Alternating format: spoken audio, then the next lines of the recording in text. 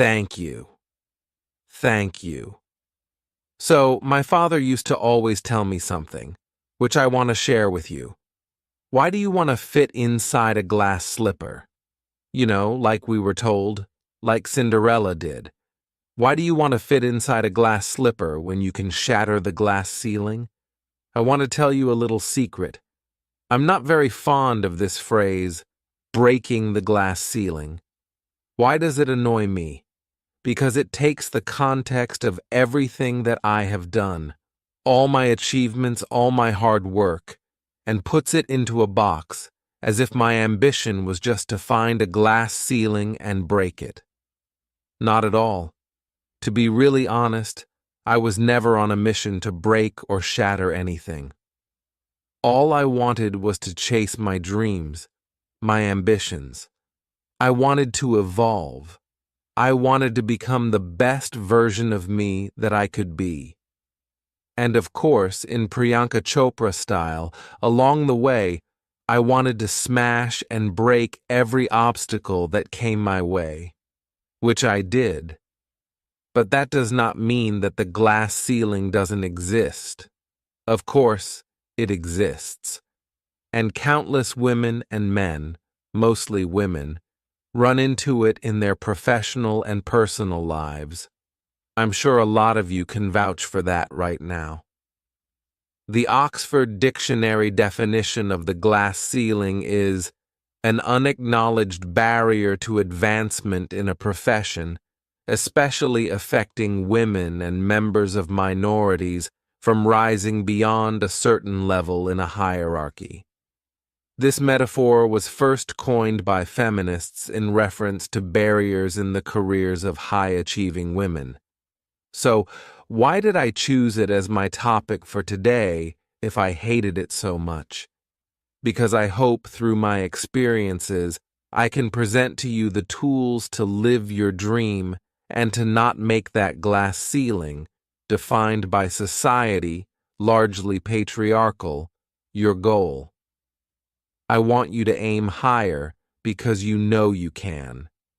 And it's honestly all I did. Every step of the way, all I did was set a higher standard. How did I get here?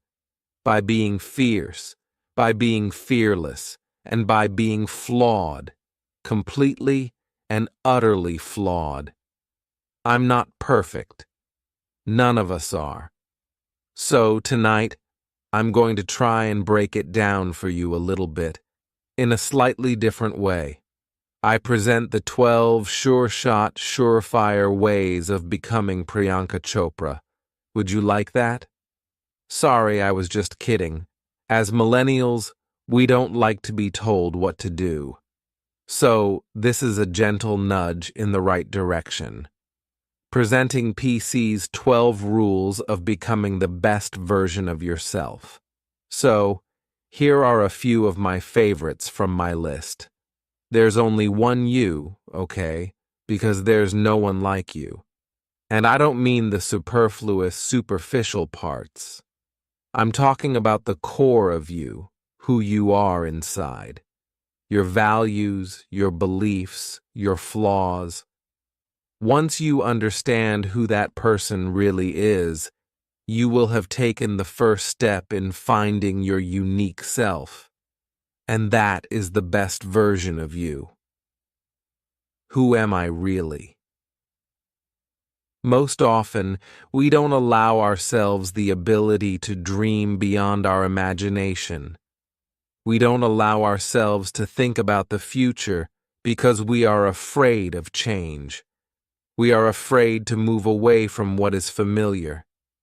Either that, or sometimes we are too rigid to let our dreams evolve.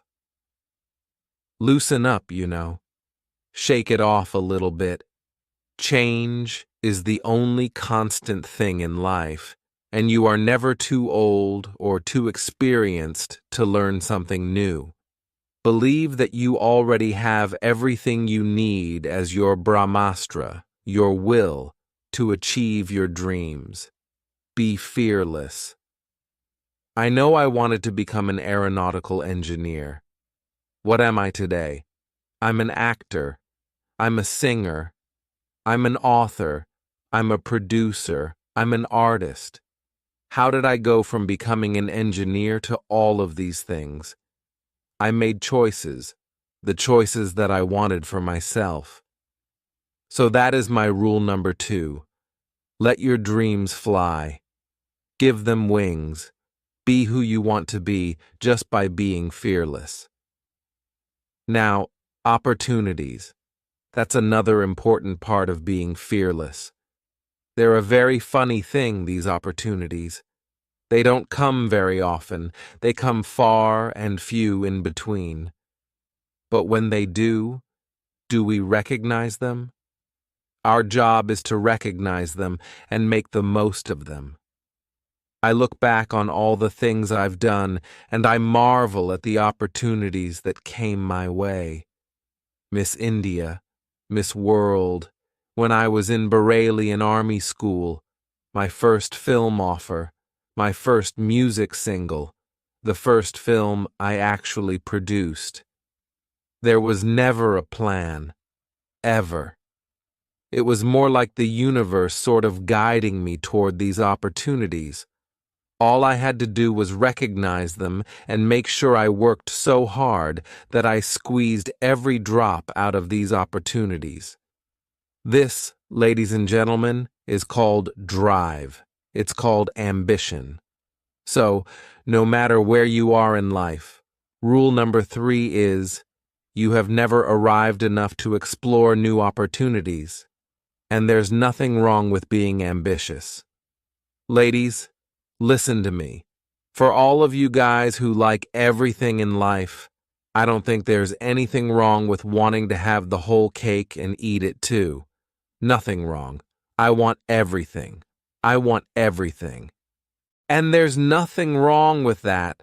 As long as you're not harming someone or doing something wrong, don't be scared to want more for yourself than you ever thought you could. I'll give you a small example. A few years ago, I was shooting a film called Dawn 2. You have heard of that, right? So it was chosen to be shown at the Berlin Film Festival, Berlinale, and my entire team was flying for the premiere. It was a very exciting time, but at the same time, I was invited for the first time to attend the Grammy Awards in LA. So when I was doing music, it was this big choice. Both events were literally taking place one day apart in completely different time zones, Berlin and LA. My team and everyone around me told me, no, it can never happen. You have to choose. What is your priority? And you know what I did? I made some insane connections. Mumbai to London, London to Berlin, Berlin to Amsterdam, Amsterdam to LA, LA to Mumbai in 3 days. And I made it happen. I went to both events, and I looked great at both events. Even though I hadn't slept, it took a little bit of extra makeup, but I was fine. And that's not the only time I've done it. I've done it so many times, over and over again. Why? Because I don't want anyone to tell me I can't have everything. I want to dream of everything, and I'll have everything. So, rule number 4, be greedy. Be greedy for your ambitions. Be hungry for it. Don't live on someone else's benchmarks. We are told so many times in our life, no girl should do this, or you are the elder boy in the house. Your responsibility is this. This is who you should be. Who can tell you who you should be? Don't let anyone or any situation dictate to you who you are and who you can be. I know it's much easier said than done. I know that because I've done it. But fight for your dreams because no one else is going to fight for your dreams except you. I've turned down so many roles and opportunities because they did not fit into what I thought at that time was the right thing for me. So, Today, my path is just my own. It belongs to no one. My failures, my successes, all of it is mine. My journey, all of it is mine. So rule number 5, do not compromise. Do not settle on your dreams. Now, who likes to fail? What? At least 15 people raise their hands? I'm really confused with this audience right now. And you like to fail? Well, I'm not talking to you guys then. I'm talking to those guys who hate to fail, because I hate to fail. It's really as simple as that. It takes tubs and tubs of ice cream, lots of tissues, lots of tears, lots of dramabazi, my mother, my best friends, my family, everybody making me feel better about it. But the one thing that is as certain as night and day, ladies and gentlemen, is that you will fail. It's just how it is, and there's nothing that you can do to stop that. It's what you do after that will define where you go. When something I've invested my heart and my soul in, which I do with everything that I actually put my mind to, if that fails, I don't just wallow in self-pity.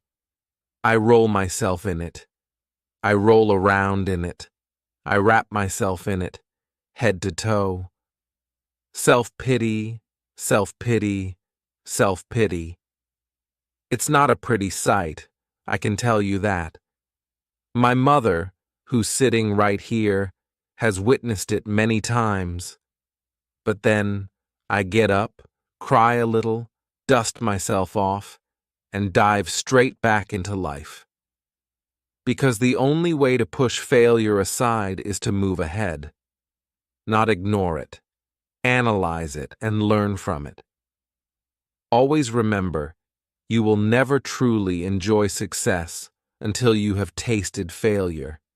And trust me when I tell you, it tastes like shit. It really does. So, rule number 6, fail, fail, fail again, and then rise like a phoenix. Now, what is life without a little bit of risk, right? No, I'm not an adrenaline junkie. I'm not telling you to go off roller coasters or anything. I've always believed that you have to take risks, calculated, educated risks, to evolve. Because if you've not truly explored the full extent of your possibilities, you'll always remain stagnant. People have written me off several times in my career. Sometimes they didn't agree with my choices. When I played a negative character in my film Itraz, very early in my career, I was told I'd be a vamp and no one would cast me as a heroine. When I took on a female-centric film called Fashion, again very early on in my career, I was told that was not the norm.